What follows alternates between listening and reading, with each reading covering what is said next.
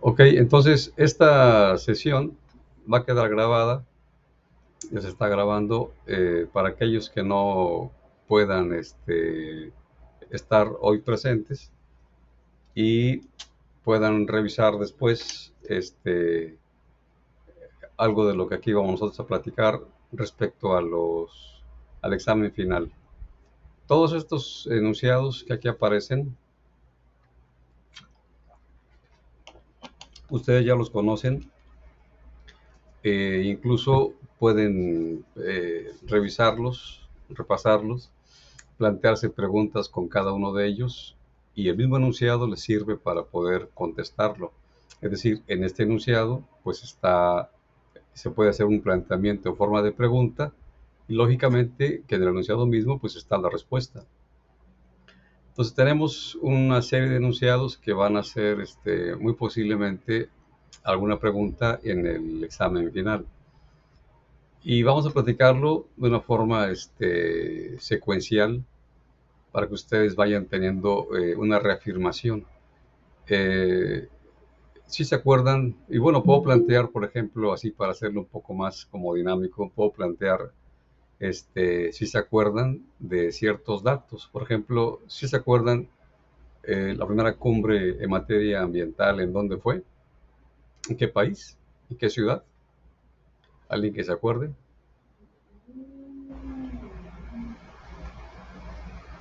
¿Alguien que lo diga?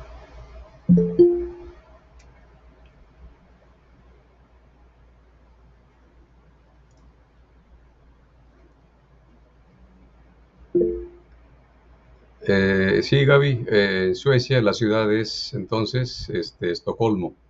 Y aquí está el año en que ocurrió esa cumbre. Y esa cumbre tuvo como objetivo la protección, la preservación e incluso también restaurar el medio ambiente, dado que ya para esas épocas, hablamos de el año de 1972, ya había mucho daño ambiental. Entonces había que hacer una restauración. Y esa conferencia tuvo un nombre, este es el nombre, Conferencia sobre el Medio Humano. Y bueno, como resultado de esa conferencia, ustedes ya lo vieron en su línea de tiempo, pues hubo un desarrollo muy importante de lo que se conoce como derecho internacional ambiental. Aquí está escrito primero ambiental, pero no, es internacional ambiental.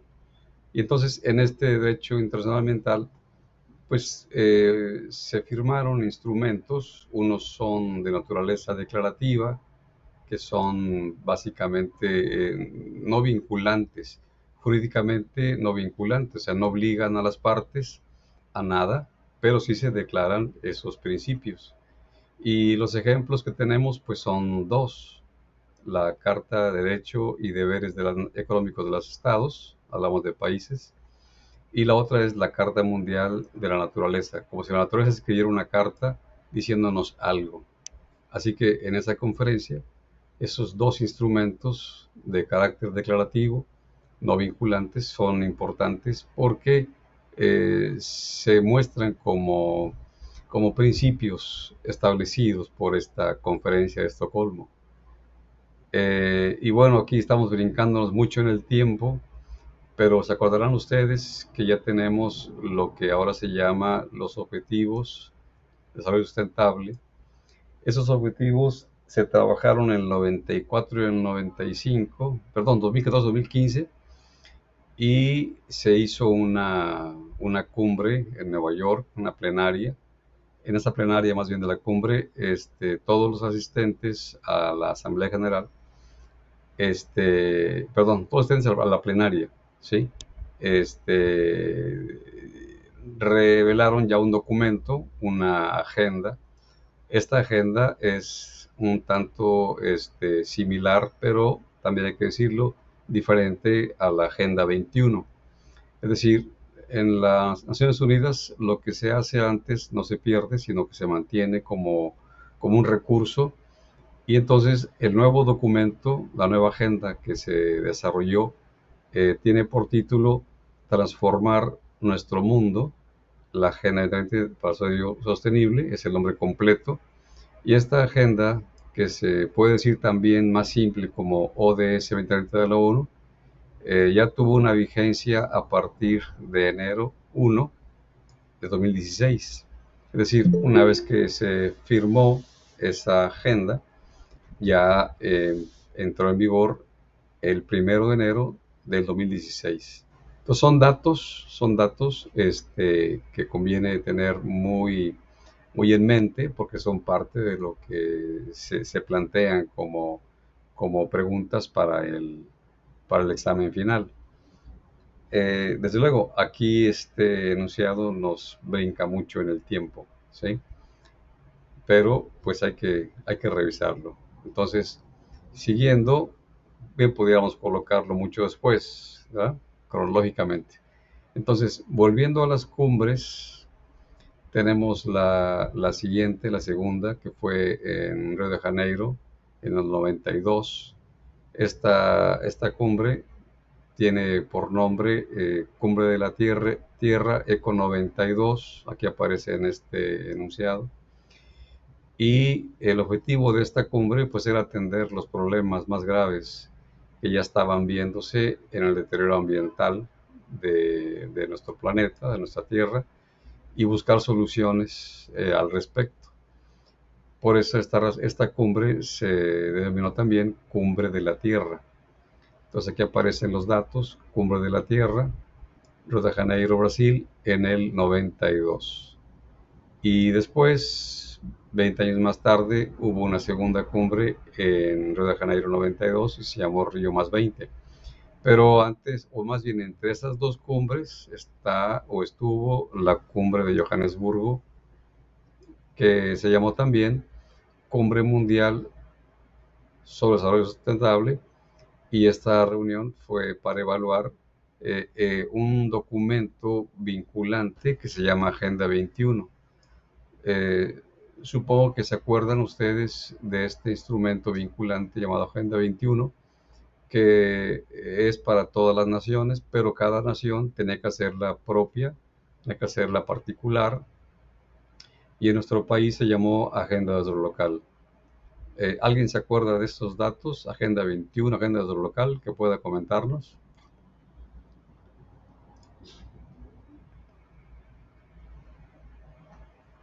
Alguien que diga yo.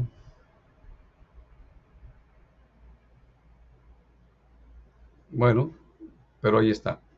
Entonces, esta Agenda 21 dio lugar a la Agenda Local para México. Sandra, adelante, por favor. Buenas tardes. Recuerdo que es algo que se aplica a cada uno de los municipios, en este caso aquí en nuestro país, y es como está operando hoy en día. Sí, es correcto. La Agenda Local y el Programa de Desarrollo Municipal son las dos agendas derivadas de la Agenda 21. Entonces, esa fue la cuestión, que cada país tuvo que comprometerse a hacer su propia agenda a partir de la Agenda 21. Entonces, en esta cumbre de Johannesburgo ya se evaluó, a 10 años de haberse iniciado, ya se evaluó los avances sobre ese cumplimiento.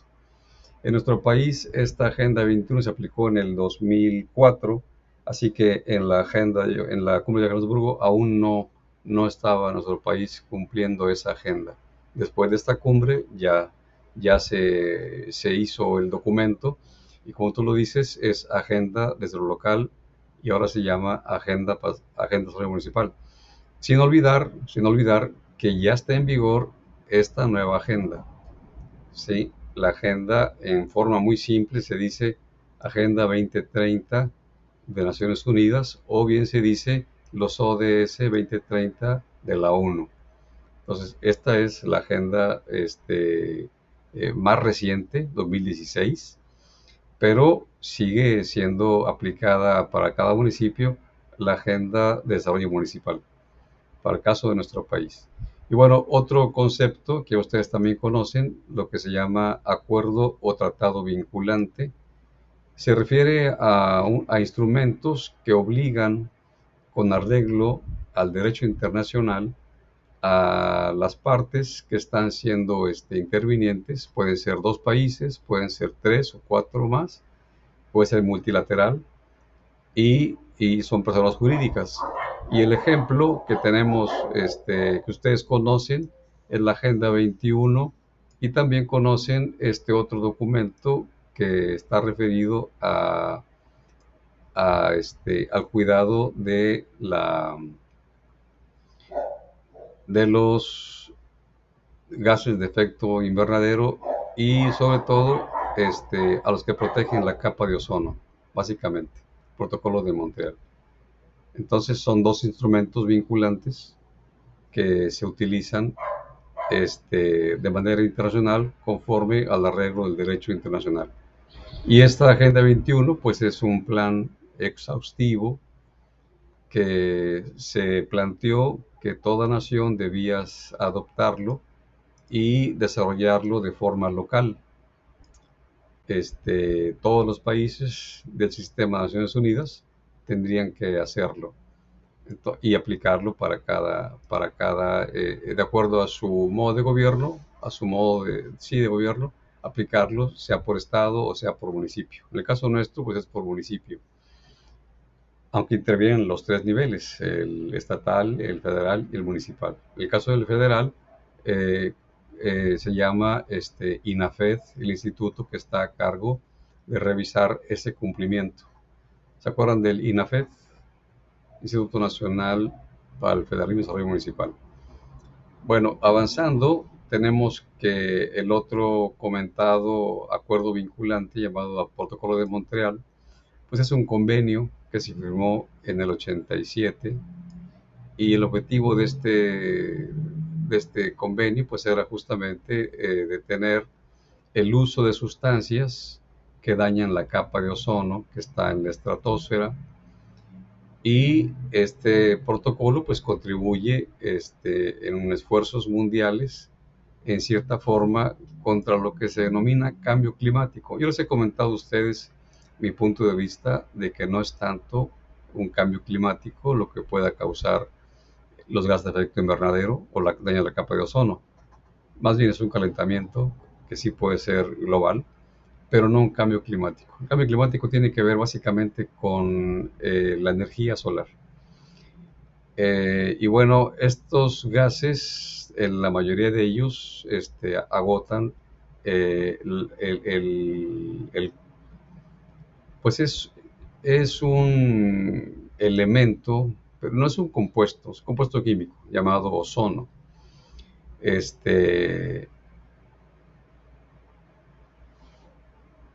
Y también están los gases de efecto invernadero.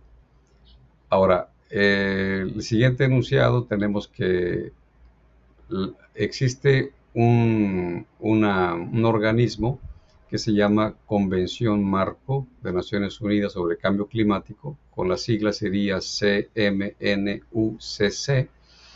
Esta Convención Marco, en el 94, plantea que tuvo como objetivo último alcanzar que se estabilizaran las concentraciones de los gases de efecto invernadero en la atmósfera. Entonces son dos situaciones. Una es el efecto invernadero y la otra es la protección de la capa de ozono. Es decir, tenemos dos diferentes estrategias vinculantes. Protocolo de Montreal y la Convención Marco Naciones Unidas por el Cambio Climático. Son dos. Una es esta de Montreal,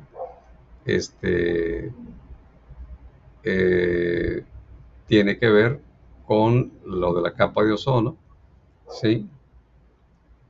Y luego vamos a revisar esta otra del protocolo de Kioto, que es puesta en funcionamiento, ¿sí? Por esta convención marco. Y en ese protocolo el compromiso es limitar justamente las emisiones de gases de efecto invernadero, que son las que hacen que aumente el calentamiento global. Aquí están las siglas GEI. Así que esos gases de efecto invernadero tienen que irse reduciendo las emisiones y de esa manera disminuir el calentamiento global.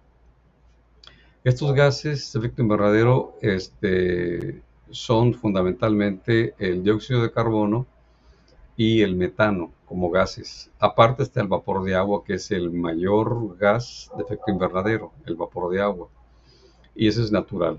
Aunque también hay que decirlo, el CO2 es natural y también el metano es natural. Sin embargo, se refieren a la producción industrializada de esos gases, es decir, a la contaminación.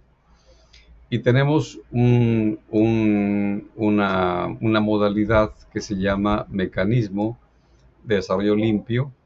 En esta modalidad se integra a proyectos que sirven para mitigar esas emisiones de gases de efecto invernadero, y con esos proyectos lo que se hace es financiar en otros países distintos, por ejemplo, países en desarrollo. Aquí en esos países, incluyendo México, se pueden hacer ciertos proyectos de mitigación de los gases, y esos proyectos tienen un financiamiento de los países desarrollados que lo que buscan es no reducir su contaminación de estos gases, sino que otros países, a través de este mecanismo de desarrollo limpio, hagan proyectos y se reduzcan en sus países esos gases como si fuera una reducción en sus propios países.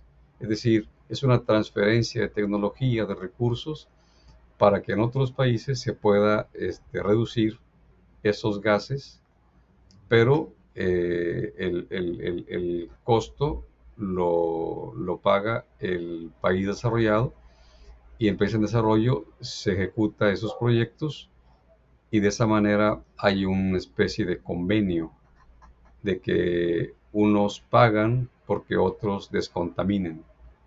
En cierta forma, esa es un modo de ver las cosas. Entonces, los países desarrollados no dejan de utilizar los recursos, no dejan de generar emisiones de gas de efecto invernadero, pero en este mecanismo hacen una financiación para que otros países lleven a cabo proyectos que mitiguen esos gases y no perder su nivel de desarrollo, y buscar la forma de contribuir a la reducción, aunque no es en su propio país.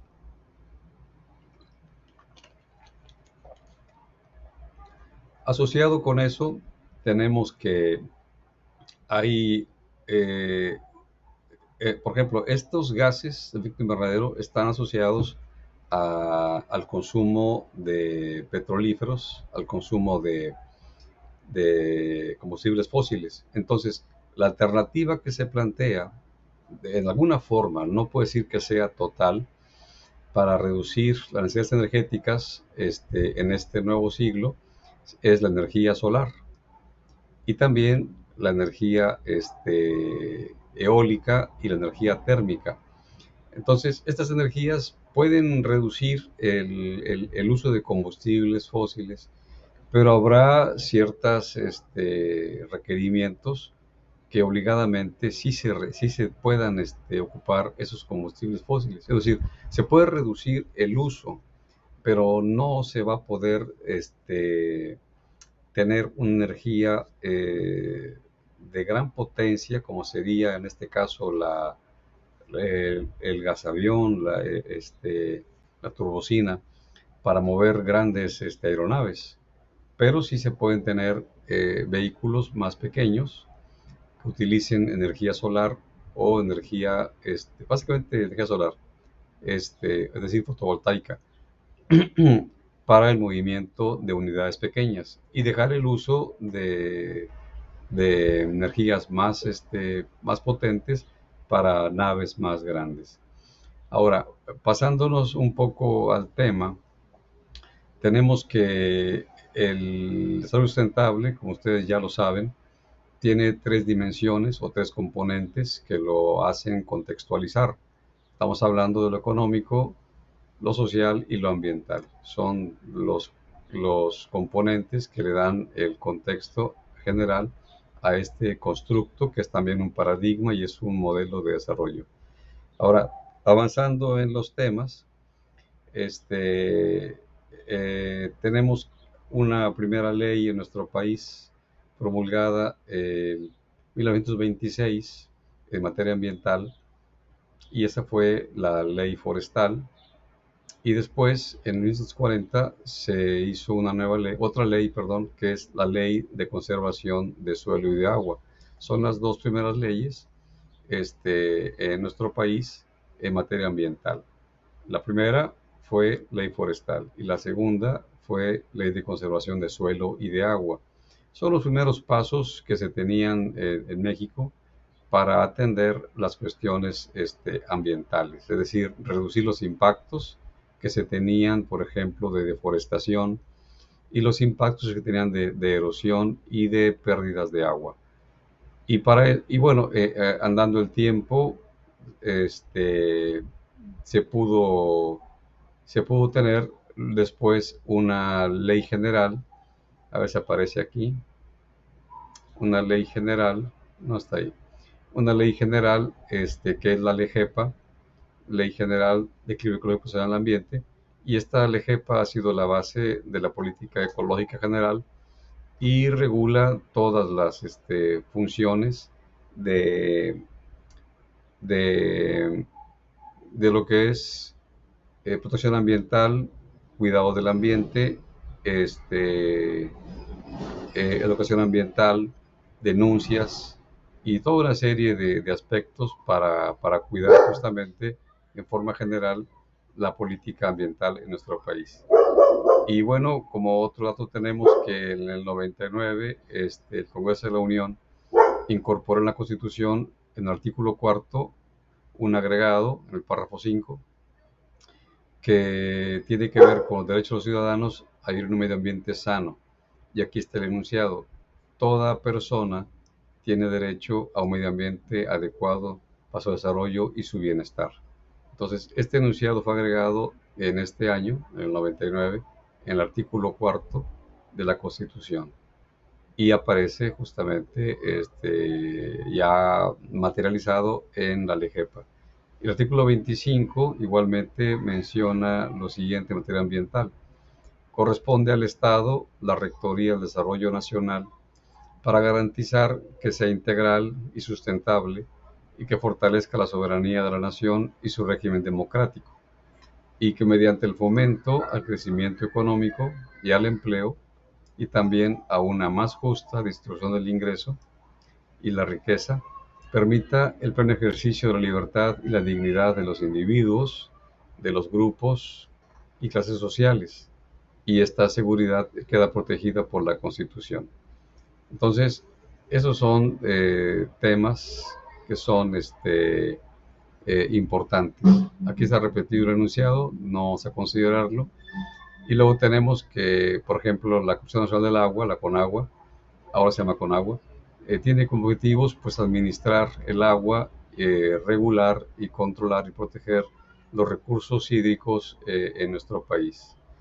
Y en el tema que revisamos acerca de globalización y financierismo o financiación, tenemos que el Banco Mundial pues ha tenido un papel en la configuración, en instrumentar y coordinar un programa que aplicaron en los países emergentes. Es un programa de ajuste estructural de la economía. Se supone que la finalidad era apoyar el desarrollo sustentable, pero la historia reciente nos muestra que no fue exactamente así. Son eufemismos de parte del Banco Mundial, y lo que hicieron fue aplicar lo que se llama el consenso de Washington para poder controlar justamente las economías de los países emergentes. Y bueno, aquí tenemos, por ejemplo, este enunciado que lo comenta: a través de una economía de mercado que fue liberalizado, es decir, que no había regulación de parte de cada gobierno de los países, esos dos mecanismos, que son la globalización y la financiación, se convirtieron en un nuevo modo de dominación económica y de control político en los países subdesarrollados. Fue la nueva forma en que dominaron el mundo. Por eso se habla también de globalización y en términos un tanto menos técnicos, globalismo. Lo mismo financiación y en términos menos técnicos, financierismo, como formas de dominación económica y política. Y aquí lo podemos observar. Estas políticas de ajuste estructural del Banco Mundial tienen que ver con lo que conocemos como consenso de Washington. Y las primeras tres se refieren a disciplina fiscal, se refieren a la inflación como un parámetro de la economía y se refiere a cuidar, a priorizar el gasto público. Es decir, todas estas formas de explicar las cosas parecieran ser a favor de la población, pero en realidad nunca lo fueron a favor de la población. Por lo contrario, de ahí las protestas generadas a finales de los 90. Entonces, otro organismo, una organización para la cooperación y desarrollo económicos, la OCDE, también la OMC, que es la Mundial del Comercio, y lo mismo la CDS, Desarrollo Sustentable, pues fueron foros internacionales donde se discute ese impacto de la globalización sobre el medio. Concretamente sería el medio humano, incluyendo también el medio ambiente. Ahora, tenemos también que hay ciertos elementos que sustentan ese programa que ya comentamos de ajuste estructural de la economía del Banco Mundial. Esos elementos son estos 5. Primero, que el crecimiento tenía que ser orientado hacia el exterior, es decir, la maquila básicamente. Segundo, expandir el papel del sector privado, de forma que fueran las empresas las que detonaran lo que se llama el crecimiento. Pero ustedes saben que las empresas y su crecimiento básicamente es lucro y no es reparto de riquezas. Y el otro elemento es eliminar las barreras gubernamentales para que entrara el capital internacional. Esto no era permitido en la Constitución mexicana, pero se cambió la Constitución eliminando esas barreras. Y el problema es que el capital que ingresaba era un capital especulativo. Ahora es distinto porque el gobierno está cuidando que ese capital que se llama inversión extranjera directa sea un capital que se aplique en la economía, no en las bolsas bursátiles. Es decir, un capital, una inversión que realmente vaya hacia la producción industrial. Esa es la diferencia que tenemos ahora. No hay barreras, pero sí hay regulación. Y fíjense en la siguiente. Dice, disminución del papel económico del Estado. Es decir, que el Estado no regule y tampoco sea el que produzca. Es decir, si pensamos que en nuestro país tenemos dos grandes empresas, como son Pemex y CFE, al pensar en que se disminuye ese papel económico del Estado, ¿qué está sucediendo? ¿Qué están pensando? Bueno, que esas empresas dos pasen a formar parte de lo privado, es decir, quedarse con las empresas nacionales, así como se quedaron con los bancos, con Ferronales, para que el Estado tuviera disminuido su función económica. Y eso es algo equivocado, porque el mundo está demostrando que países en donde no se ha cuidado la generación de energía eléctrica y de gasolina y diésel están teniendo un grave problema de crisis económica. Entonces, estas políticas del Banco Mundial dieron al traste con muchas economías. igual con la nuestra, solo que ahora nuestro gobierno federal está cuidando esta situación. Y el último elemento aquí mencionado es que había que eliminar las regulaciones del Estado y lo peor de todo, había que reestructurar los mercados laborales internos, es decir, quitarle a todos los trabajadores las ganancias sindicales que habían logrado en el siglo anterior. Bueno, más bien en ese siglo, tal vez estábamos en el siglo anterior. Entonces son cuestiones que ustedes deben tener muy claro, no solo para contestar un examen, sino para estar muy conscientes y tener un criterio de la reciente historia que fue la globalización, que ya terminó como tal. Ahora hablamos de soberanía y desarrollo nacional. Ya no es un programa de ajuste estructural de la economía del Banco Mundial. Eso ya quedó fuera, ya quedó obsoleto y no vuelve, no debe volver. Tiene que ser un plan nacional de desarrollo. Y bueno, tenemos también el tema de que ese programa del Banco Mundial, pues obviamente no estaba destinado a la sustentabilidad de la biosfera, o sea, ni siquiera a lo ambiental, tampoco a reducir los niveles de consumo de recursos naturales. Tampoco estaba destinado a mejorar el desempeño de lo que sería la absorción global de los ecosistemas, ni a reconstruir una infraestructura, es decir, ni a restituir lo ambiental. ¿Sí? Recuerden que en la cumbre de Naciones Unidas, la primera cumbre de Naciones Unidas, la de Estocolmo, Suecia, aquí lo anotamos, ¿sí?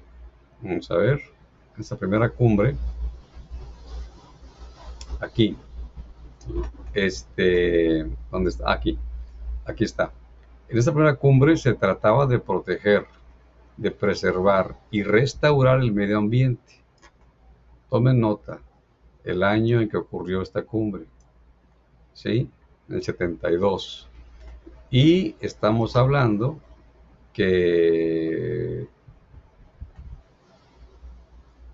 20 años más tarde, ese programa, en el 92, este programa de ajuste estructural de la economía del Banco Mundial, no estaba destinado a eso de lo que se habló en la cumbre de 20 años atrás. ¿Y qué pasó? Bueno, hubo un efecto que se puede considerar y se puede resumir como un descontento social, particularmente en nuestro continente, en América Latina. ¿Sí? Ahora, viéndolo de forma de contexto internacional, este paradigma, desarrollo sustentable, está relacionado con todas las cumbres en materia ambiental que iniciaron en Estocolmo en el 72, después en Río de Janeiro en el 92, particularmente porque aquí hubo un par de acuerdos vinculantes, y después el compromiso fue refrendado en Johannesburgo 2002 y una vez más refrendado en Río de Janeiro 2012. Y ya les comentaba en la clase que va a haber una cumbre en este año en Estocolmo y va a ser Estocolmo más 50 porque son 50 años del 72 al 2022. Ahora, cuando platicamos en la clase de la semana número 10, creo que fue la número 9, hablábamos de un análisis teórico, déjenme recordar para no decirles mentiras, la 9 o la 10. La 10, la 10. En la 10 hablábamos de un análisis teórico de políticas de gobierno que estuvieran orientadas a la sustentabilidad. Y eran 4 análisis. El primero, un análisis político, o de la política más bien, un análisis de lo jurídico, un análisis de lo ético y otro que sería de lo institucional. Son 4 análisis teóricos en los que las políticas de gobierno tendrían que ser orientadas hacia la sustentabilidad. Evidentemente que este proceso, ¿sí? Básicamente tuvo o tiene vigencia y realidad en este nuevo gobierno. En los anteriores fue más que nada discurso. Por esta razón, la importancia del análisis teórico. Pero no hay que quedarse con la teoría y el análisis, hay que pasar a los hechos. Sin hechos no hay cambios. Entonces es importantísimo que después de analizar venga la acción. Ahora, tenemos que hacer una revisión más concreta. El análisis teórico de la división política, sí, resulta que la gobernabilidad sí nos puede ayudar a conducirnos a la sustentabilidad, a hacerlo sustentable, ¿sí? Y en el caso de la dimensión jurídica hay dos tareas importantes que sería democratizar la justicia ambiental. ¿Qué significa esto? Pues que la gente, el pueblo que defiende su particular lugar en el que viven, estamos hablando de una comunidades, ejidos, pueblos, todos ellos tienen que ser escuchados, es decir, tienen un cierto poder y si no se les atiende, no se puede pensar en que se democratiza, o sea, no tiene poder el pueblo en lo que se refiere a una justicia ambiental. La otra tarea es identificar procedimientos judiciales para atender justamente las injusticias o los daños y otros que sean administrativos, es decir, no judiciales, para tratar los conflictos ambientales. Recuerden que cuando hablábamos de las políticas administrativistas, son las mejores políticas para un gobierno de una nación para poder resolver conflictos ambientales de una forma no judicial. Pero cuando ya los daños son reales, pues hay que hacerlo de forma judicial. ¿Sí? Hay muchos daños. Ahora mismo están los problemas en la mina de Sabinas. Ahora, siguiendo el análisis teórico de la dimensión ética, pues debe tenerse en cuenta la relación de nuestra especie con la naturaleza y también nuestra relación con el medio global en el que nos desarrollamos. Es importante la cuestión de una ética de saber que no somos solos ni somos los dueños del mundo, sino que somos una especie que es parte de la biosfera y no podemos golpear a esa biosfera porque entonces vamos a tener problemas nosotros mismos. Muchas de las veces no se cae en cuenta en esto, pero es importante saber que ni estamos solos ni podemos ir solos en el mundo. La biosfera nos acompaña y acompañamos a la biosfera. Cuidar y cuidarnos. Ahora, el último análisis, el análisis institucional, es muy importante porque tiene que ver con el establecimiento de una estrategia integral. Es decir, hay que renovar los instrumentos de política. Instrumento se refiere a todo aquel producto que utilice el Estado, el gobierno, para una acción. E igualmente hay que renovar, hay que mejorar la coordinación entre las secretarías de Estado. Como ustedes revisaron en el foro 2, secretarías de Estado, se dieron cuenta de que hay una cierta coordinación entre Semarnat, Sedatu, Bienestar, SADER y otras secretarías para poder hacer mejor efecto y menor costo de gobierno para los programas sociales. Igualmente, las decisiones del gobierno tienen que estar definidas en esa coordinación intersectorial. Igualmente, tiene que revisarse el liderazgo del gobierno a nivel interno, lo mismo que a nivel internacional. Evidentemente, el líder de nuestro país pues es el presidente, siempre ha sido así, pero cuando el presidente realmente es un líder que sirve a su gente, tiene mayor apoyo y tiene mejores resultados. Y la gente lo vive, la gente lo sabe, la gente lo siente. Y en el caso de la cuestión internacional, también un presidente no puede ser farol de la calle y oscuridad de su casa. Tiene que, así como es en lo interno un líder que favorece al pueblo, igualmente en lo externo, en lo internacional, tiene que ser un líder que respetando otros gobiernos, pueda hacer notar que se debe defender a cada nación, incluso hasta el gobierno mismo. Ahora, igualmente, en esta situación institucional hay que revisar cómo se participa socialmente en esta renovación. Es decir, tiene que ser una participación tanto electoral como democrática en las políticas públicas.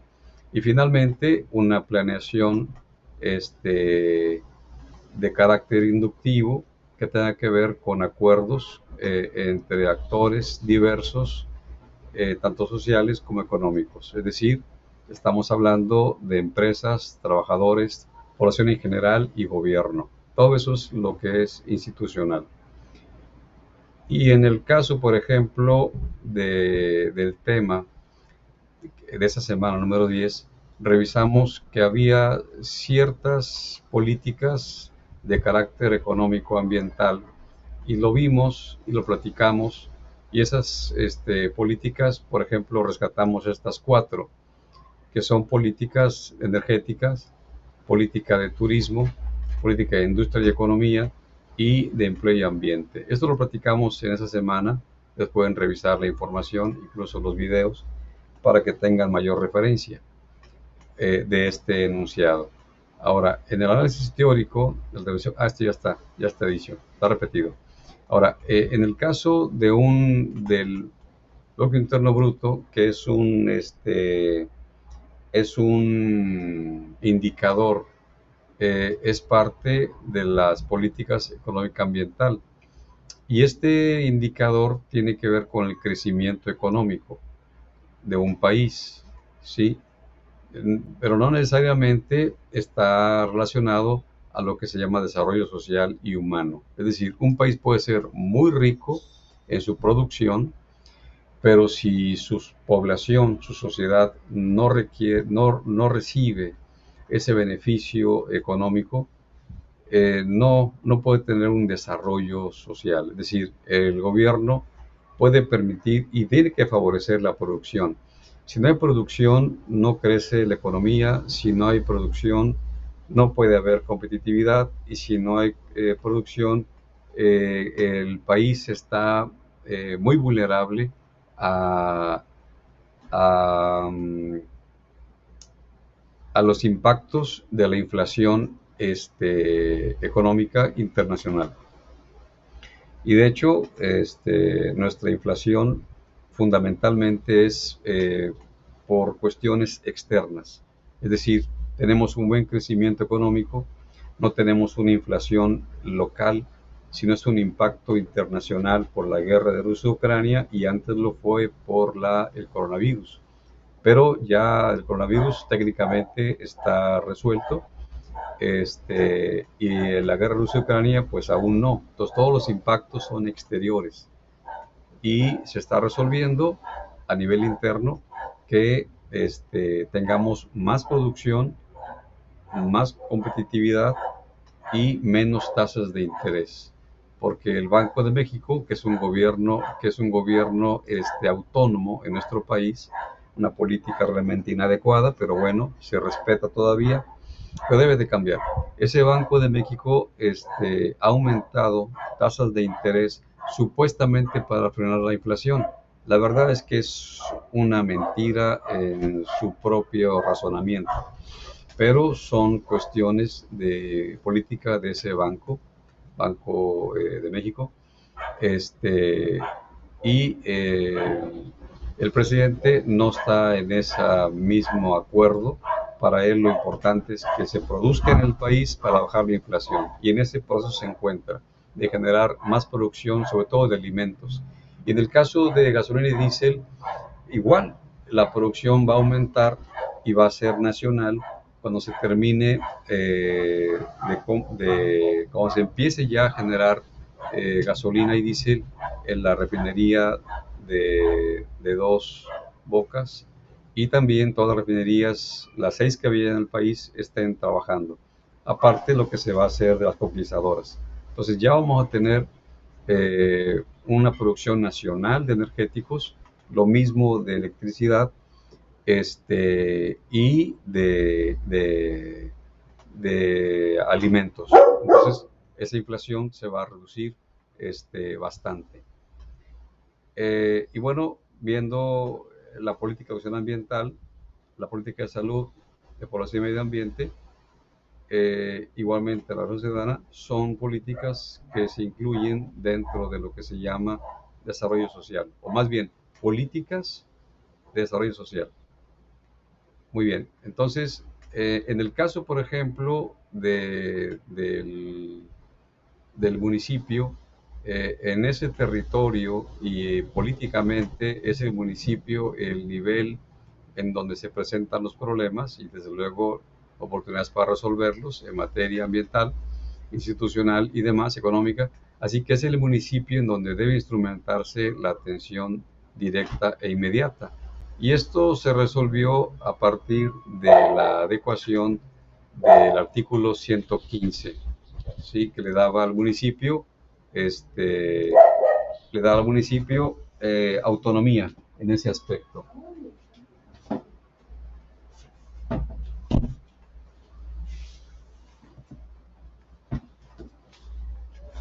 Y una de las cosas que revisamos en la semana número 10 justamente fue que el autor del libro tuvo una propuesta de que se hiciera una Agenda 21 mexicana y que fuera el presidente el que llevara a cabo esa estrategia y que tuviera a su cargo, más bien, que articulara el presidente esta agenda mexicana. Pero no fue así. Esa propuesta no se tomó así como tal, sino que se desarrolló lo que ustedes conocieron como INAFED. Entonces, el INAFED es un modelo de instancia federal que es la responsable de formular, de conducir, evaluar las acciones y políticas de la Administración Pública Federal en materia de federalismo, descentralización y desarrollo municipal. Entonces, es el INAFED la respuesta que dio el legislativo a la propuesta de Cornelio Rojas, y también la agenda que se generó se llamó Agenda desde lo local. Creo que no está colocada aquí. A ver. Sí, no está colocada, pero ya lo revisamos en la semana correspondiente. La agenda local fue entonces la agenda que resultó el lugar de la Agenda 21 mexicana.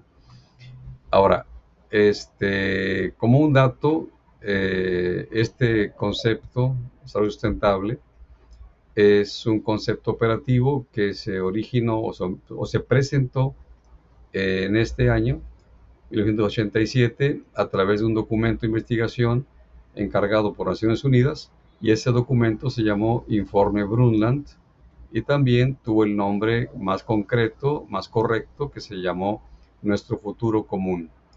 Entonces son dos nombres, pero concretamente es en ese documento donde ya se presenta y se define lo que es ese concepto.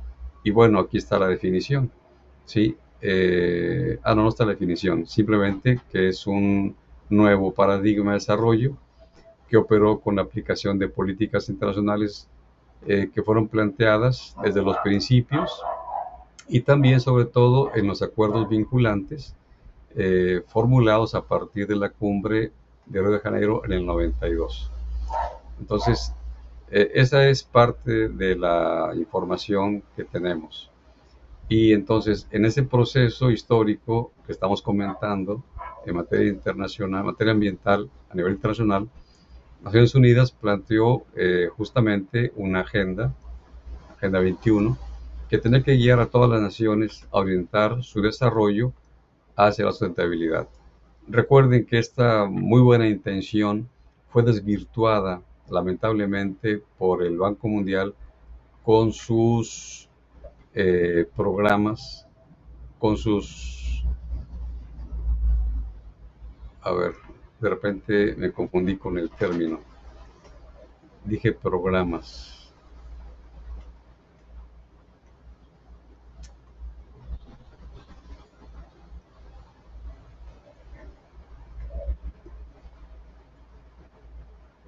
Déjeme revisar si es la palabra programa. De repente la mente a uno le cambia. Sí, programas de ajuste estructural de la economía. Entonces, con este programa, el Banco Mundial técnicamente echó a perder toda la buena intención que se había generado en esa cumbre del 92 en Río de Janeiro, Brasil. Y bueno, aquí está. Y bueno, al principio México se integró a este modelo de desarrollo sustentable, haciendo una adecuación de la metodología de la Agenda 21 y el programa se llamó Agenda de lo Local. Sí lo puse, no lo había visto. Entonces, esta agenda de lo local es justamente la adecuación de la Agenda 21 diseñada para todos los países, pero en México se le dio su particularidad de programa Agenda de lo Local y se aplicó del 2004 al 2013.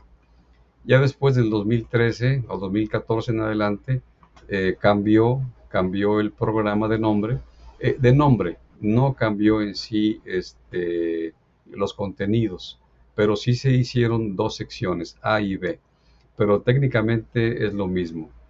El Agenda Local es un documento integrado, aplicado para todos los municipios, pero ya para el 2014 el programa cambió de nombre y se separó en dos secciones.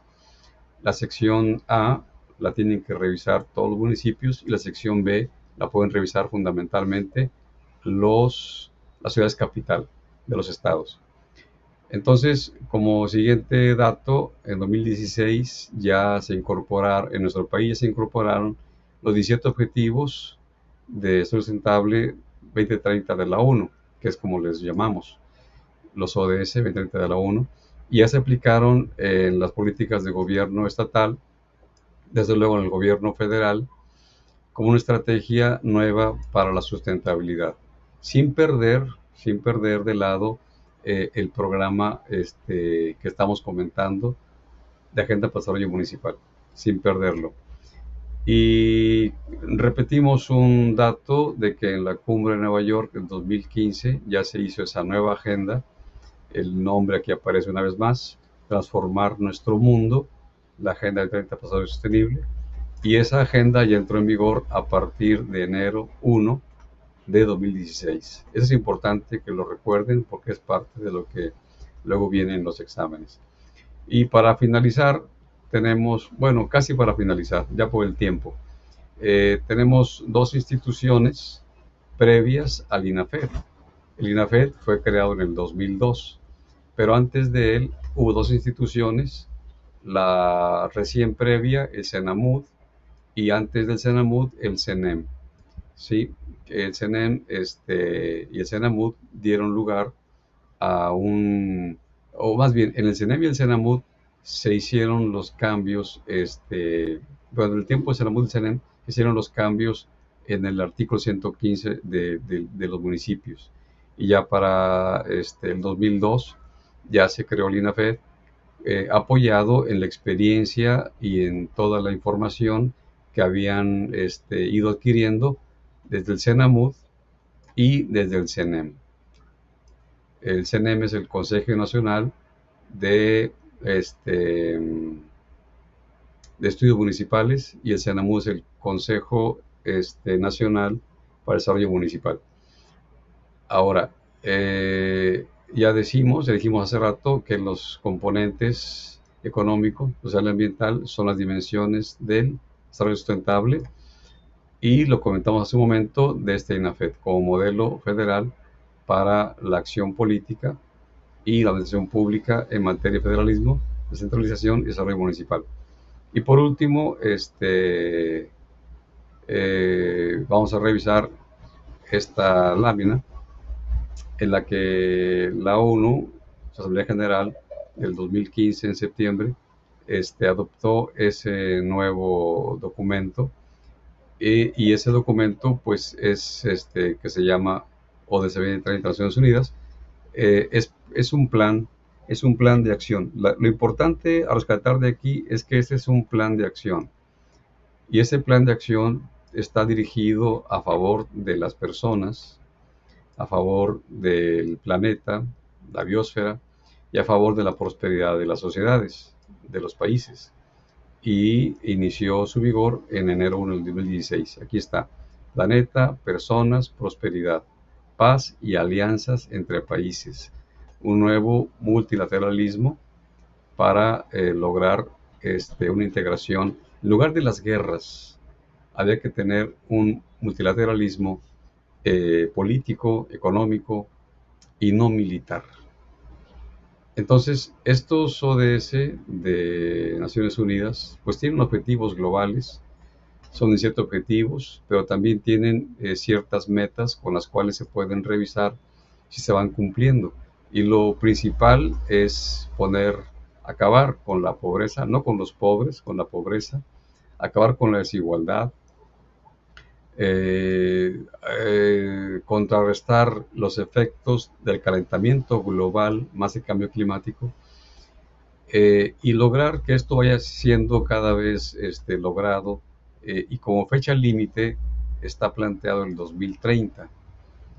Así que en la cumbre siguiente de 2022 en Estocolmo tendrá que revisarse los avances que se tienen hasta ahora después del 2016. Es decir, son 6 años y tiene que haber algunos avances. Y estos ODS se elaboraron durante 2 años para finalmente dar lugar al documento finalizado.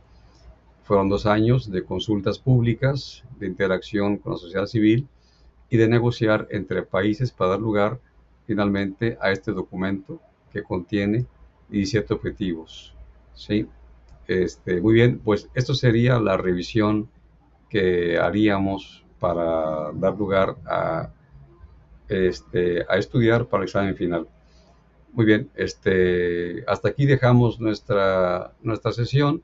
¿Tiene alguna pregunta? Adelante, por favor, yo los escucho. Cualquier tipo de pregunta que tengan, dudas referente al curso, referente a calificaciones, lo que quiera preguntar, adelante, por favor.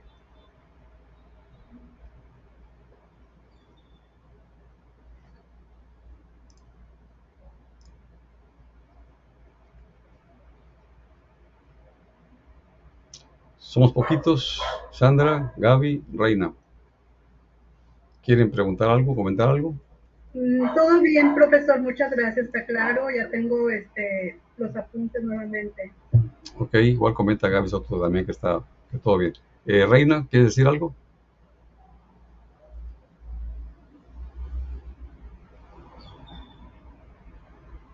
Ok, entonces pues cortamos nuestra reunión, cortamos la grabación y espero que lo vaya muy bien en su examen final, y que aprueben el curso, y ya avancen en el tetramestre.